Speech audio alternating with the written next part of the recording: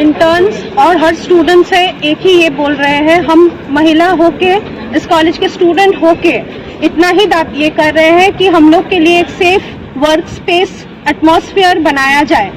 सारा देश से यही है, हम तभी किसी इंसान का सेवा कर पाएंगे, किसी इंसान के लिए भलाई कर पाएंगे जब हम खुद सेफ्टी और कॉन्फिडेंस से काम कर पाए अपने ही वर्क स्पेस में। तो यही है कि हमारी एक बहन जिसका इतना घिनौने तरीके से मर्डर हुआ है, ये और किसी के लिए ना हो। तो इतना ही रिक्वेस्ट है देशवासियों से और सभी से कि यार हम लोग के लिए एटलीस्ट थोड़ा सा ये सेफ एनवायरनमेंट क्रिएट किया जाए।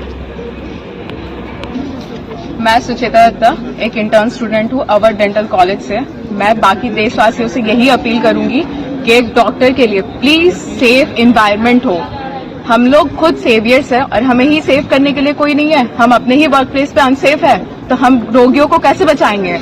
अभी एक डॉक्टर के साथ हुआ है इसीलिए ये इतना हाइप में हुआ है, इसीलिए इतना हाईलाइट हुआ, लेकिन ऐसा नहीं कि रेप डेली नहीं होता है। चाहे वो 3 साल की बच्ची हो या 87 इयर्स की एजेड हो, चाहे वो जीन्स पहने या चाहे वो बुरखा ही क्यों ना पहने, ना ड्रेस मैटर करता है ना एज मैटर करता है। अगर लड़कियों को गुड टच बैड टच ये सब सिखाया जाता है तो ये भी बनता है कि लड़कों को भी एजुकेट करे कि वो कैसे चले, लड़कियों को किस तरह से देखे। हर चीज लड़कियों को ब्लेम नहीं किया जा सकता है। वो जिस तरह और हमारे कॉन्स्टिट्यूशन जिस हिसाब से उनको इनकाउंटर कर देना या फांसी दे देना या कुछ दिन के लिए जेल में रख देना ये कोई पनिशमेंट नहीं होता है। वो जिस दर्दनाक मौत वो मरी है उसे उसी तरह से उसे जस्टिस मिलना चाहिए। लड़कों को उतना जल्दी जल्द से जल्द जो विक्टिम्स है जो कल्प्रिट्स है उन्हें उतना जल्दी पनिशमेंट मिले, यही बोले जितना जल्दी, क्योंकि justice delayed is justice denied. हम लोग इसकी निष्पक्ष जांच चाहते हैं, ट्रांसपेरेंट जांच चाहते हैं, चाहे वो सीबीआई करे या स्टेट पुलिस करे, पहले निष्पक्ष जांच हो।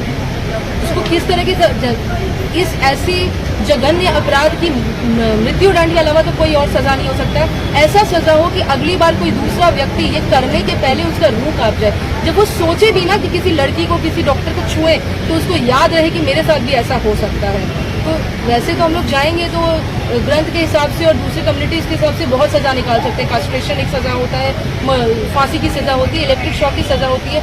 बात वो नहीं है, पहले है कि आप निष्पक्ष जांच करिए, जो आप एविडेंस छुपाने की कोशिश कर रही हैं वो सब बंद करिए।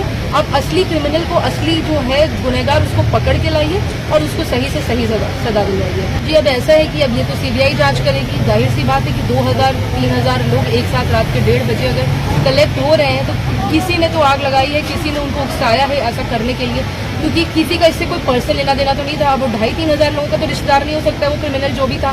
तो वो एक क्रिमिनल को बचाने के लिए नहीं है, वो एक पूरे सिस्टम को बचाने के लिए है।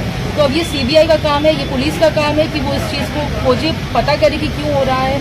सबसे बड़ी बात है कि वंस अगेन डॉक्टर ही गिराया, डॉक्टर को ही फंसाया गया। उतनी लड़कियों को हॉस्टल में बंद करके बेचारी अपनी जान बचा रही थी। वो सब कोलकाता की नहीं थी, सब वेस्ट बंगाल की नहीं थी, अलग अलग राज्य से वो बहुत नामी मेडिकल कॉलेज है, लोग वहाँ पे पढ़ने के लिए गए हुए थे और प्रोटेस्ट कर रहे थे और बहुत शांतिपूर्ण प्रोटेस्ट कर रहे थे। सबसे बड़ी बात ऐसा नहीं है कि डॉक्टर्स कुछ तोड़फोड़ कर रहे थे या कुछ परेशानी कर रहे थे या कुछ प्रॉपर्टी, सरकारी प्रॉपर्टी को नुकसान पहुंचा रहे थे।